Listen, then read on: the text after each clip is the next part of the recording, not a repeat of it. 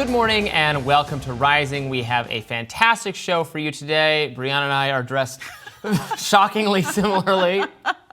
Yes, we're like the Blues. What's the Dan Aykroyd movie? That is what it is. The Blues Brothers. The Blues Brothers. Mm-hmm. All right. I always think that's going to mean a lot of commonality in the themes of the show today. I think that we're on track for a really good show with healthy debate, but a lot of simpatico as well. All right. Well, let's start with some political news. Democrats going into full-blown freakout mode, according to Politico. The article says, quote, all year, Democrats had been on a joyless and exhausting grind through the 2024 election. Democrats and the rest of us. But now, nearly 5 months from the election, anxiety has morphed into palpable trepidation, according to more than a dozen party leaders and operatives. The gap between what Democrats will say on TV or in print and what they'll text their friends has only grown as worries have surged about Biden's prospects. Now, White House Press Secretary Karine Jean-Pierre tried to crush those rumors. Let's watch. Are you guys here at the White House in full-blown freak-out mode? What are you talking about? What are you talking about? There's a Politico Peter? story. It sounds like Democrats outside, the quote is, Biden's stubbornly poor polling and the stakes of the election are creating the freak-out. So, again, I'm going to be mindful. I'm not going to comment on 2024 election. I will say this. The president has never forgotten where he came from, who he is. He understands what the American people are going through as they're sitting around the kitchen table. You hear the president talk about his time growing up, where he watched his family having to sit around the kitchen table, making incredibly difficult decisions. And the president has always said he's going to fight for communities that have been forgotten. And you see that in the policies, economic policies that he's put forward. The Politico story comes as the latest polls show Trump leading in most swing states. But not all Democrats are willing to concede that. In a recent interview, the New Yorker's Isaac Chotiner pressed longtime Democratic strategist Simon Rosenberg on Biden's poor polling, to which Rosenberg responded, quote, I'm ending the interview because what you're doing is ridiculous. I don't care. I know what 538 wrote. I live this every day. And so the point is what you're saying is wrong. I'm on record saying that what 538 has written is incorrect. And I've gotten you definitive proof otherwise. So if you want to keep coming back at this, do it. But this has become one of the most ridiculous interviews that I've ever done in my entire professional career. In other Biden news, the Democratic Party is planning to nominate him virtually before the scheduled August convention in order to meet Ohio's August 7th ballot certification deadline, just in time for my birthday.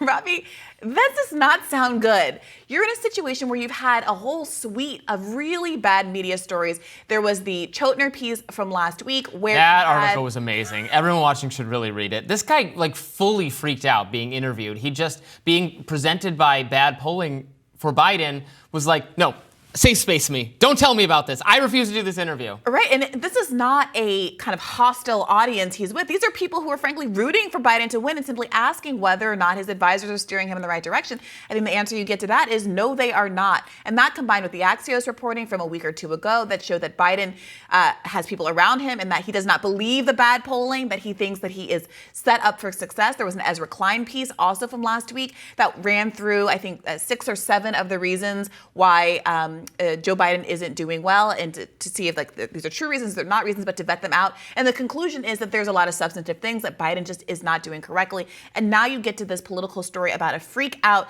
Listen to this quote from it.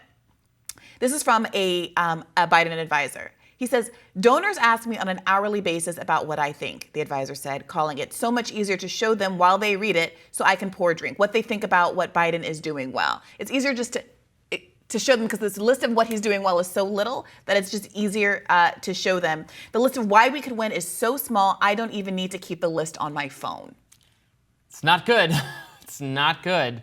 The polling doesn't lie, and I don't, the person being interviewed had some specific beef with 538, but it's a variety of polls in a variety of states consistently showing Biden trailing, sometimes trailing dramatically, sometimes trailing but just a little bit.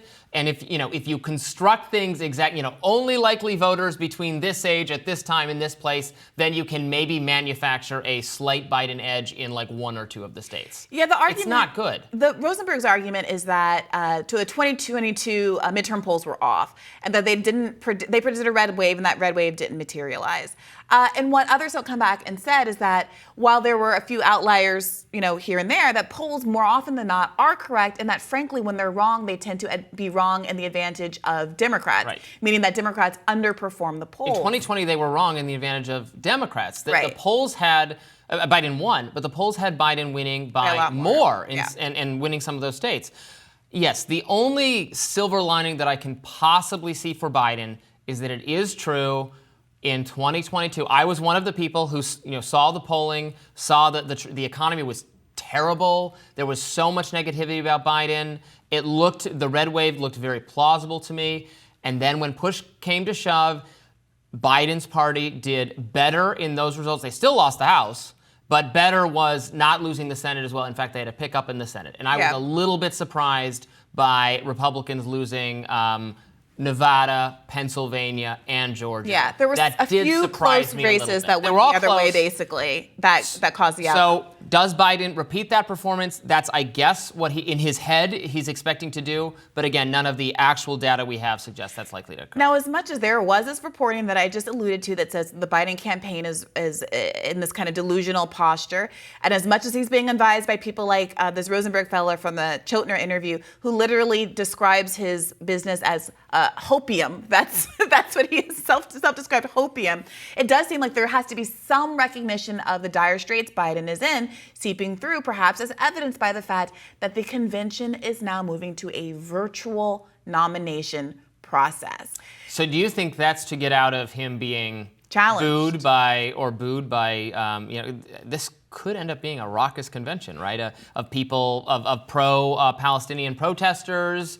And it's said, reminiscent of, by 68, LBJ had to drop out. He couldn't give an interview, a speech, a rally anywhere without being heckled by anti-war protesters, that kind of thing. Yes. Well, I actually just interviewed John Nichols from The Nation. We're going to have him on the show later today. Yeah. But also, he's going to be on tomorrow's episode of Bad Faith Podcast. And we talked at length. He is a historian of party politics and about previous examples and not so, recent history in which, but for a candidate being able to wrestle themselves to a podium and make a speech and really consolidate the discontent in the crowd, we could have had a very different sort of outcome in the history of American politics. So I do worry about protests, and I do worry about kind of more substantive challenges. Because remember, entering into this race, before anything happened, before Gaza, before a lot of these bad economy numbers, before any of it, about 3/4 of Democrats did not want Joe Biden to be the candidate simply because of his age. Now, whatever you feel about that, that was the starting point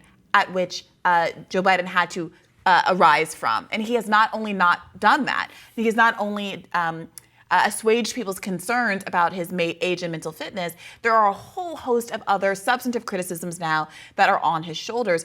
And it does not seem, at least based on the administration's response, you heard Karine Jean-Pierre, we didn't even mention that, sort of yada these concerns away. And the choice to basically run away from the convention, it does not seem like he's really taking these head on. Indeed. All right, next up, we've got a radar from Briahna and more of our show. Stay tuned for more Rising.